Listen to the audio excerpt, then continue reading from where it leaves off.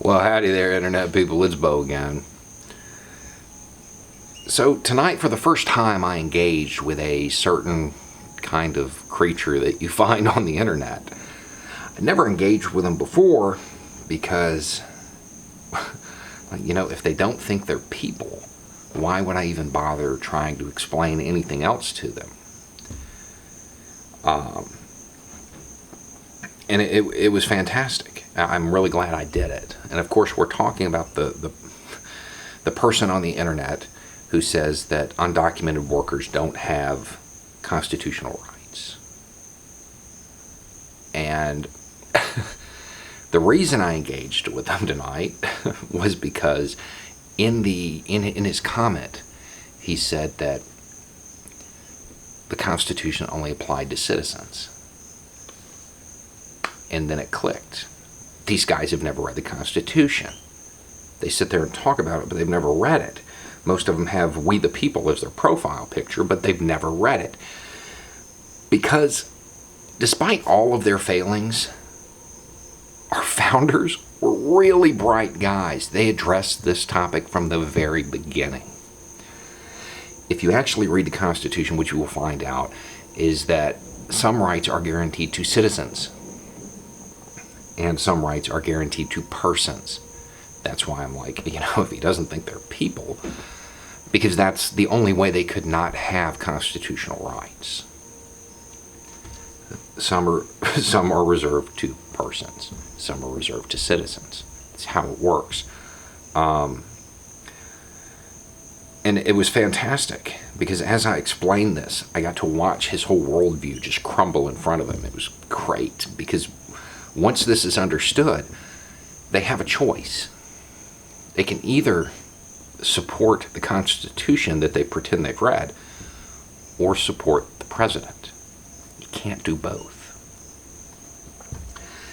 So, what rights are guaranteed to persons? All the ones that matter, as far as what we're talking about, dealing with immigration and dealing with the camps.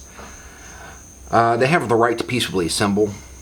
The First Amendment right to peaceably assemble. They have the Fourth Amendment right to be secure in their persons, houses, papers, and effects.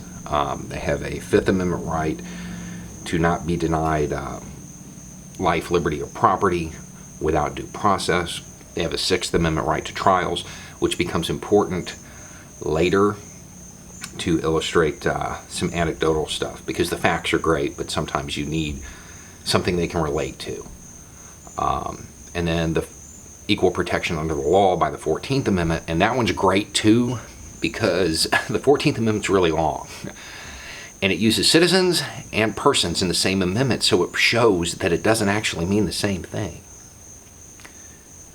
There's tons of case law on this going back more than 100 years, but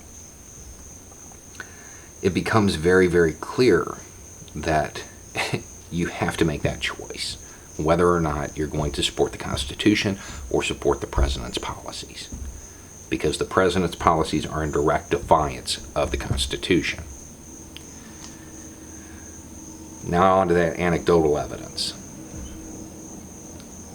The War on Terror, the early years, had all those black sites, right? We were finding out about one all the time. The ones where they had the enhanced interrogation. Where were they at? What countries? Literally all over the world. Except one country, the U.S. Why? Because the second they set foot on U.S. soil, they had constitutional protections, because they're people. They are persons. That's why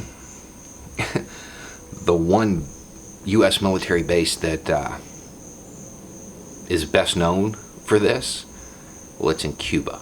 It's not one in the United States. And even that became an issue. And people, we have this base, but it's leased. Article 3 of the lease says that Cuba retains sovereignty over it. That's why it can be done there. I personally don't agree with that, but that's the legal ruling on it. So when you get to this point and you've explained all of this to them, you can then ask, why do you hate the Constitution? And watch them get mad. You can ask them to pick one. And I would suggest starting this conversation with that question. Have you ever read the Constitution? Because they're going to lie. They're going to say, of course I have. I have a pocket Constitution right here. That's great, but you never read it. Or you didn't read it in enough detail to understand what it says. Because this is extremely clear. There are persons and there are citizens. Every constitutional protection that matters as far as getting locked up for no good reason, being detained without any kind of due process, being denied life, liberty, property, all of these things, they all apply to persons, not citizens. So, anyway, I would highly suggest engaging them. I don't know that it will stick, but he certainly now has something he's questioning. Because most people in the United States, they've been indoctrinated for so long, the Constitution might as well be the Bible.